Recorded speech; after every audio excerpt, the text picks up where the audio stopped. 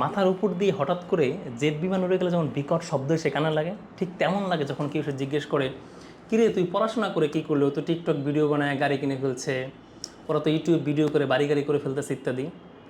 ধরুন ফুটন্ত তেলের মধ্যে কিছু একটা দিলে যেমন ভাজা ভাজা হয়ে যায় না, তখন আপনার অন্তরটা এভাবে ভাজা ভাজা হয়ে যায়। এই কথাগুলো যখন আপনার কাছের বা খুব ক্লোজ কেউই বলে, এটি আমরা বুঝতে পারি। এই সময় আপনাকে অস্থির বা বিচলিত হওয়ার দরকার নাই, যদি আপনি রাইট নাও সঠিক কাজটা করেন। আমরা আবারও বলছি, রাইট নাও যদি আপনি সঠিক কাজটা করেন, তাহলে আপনি আপনার কাজে ফোকাস থাকেন এবং আপনার কাজটিকে সেরাদের কাতারে নিয়ে যাওয়ার চেষ্টা করুন। সেটি কীভাবে? সেটি হলো, ধরুন আপনি জুতা সেলাই করেন, আপনাকে খেয়াল করতে হবে যে টোটাল বাংলাদেশে মোট কতজন লোক জুতা সেলাই করে। ধরুন 1000 জন লোক জুতা সেলাই করে, আপনার উদ্দেশ্য হবে সেরা 5 জন জুতা সেলাইকারীর মধ্যে একজন জুতা সেলাইকারী হওয়া। এছাড়াও আপনি চাকরি করেন, ব্যবসা করেন, আদার্স যে কোনো প্রফেশনে থাকেন না কেন, আপনাকে খেয়াল করতে হবে যে আপনার প্রফেশনে টোটাল মার্কেট সাইজ কতজন শেয়ার এখানে আছে। সেটা হতে পারে 1000, 2000, 5000, 20000। আপনার উদ্দেশ্য থাকবে জীবনে আপনি আস্তে আস্তে স্কিল শিখে যতজন লোকই আপনার মার্কেটে থাকুক না কেন, আপনি সেরা 5-এর কাতারে থাকবেন।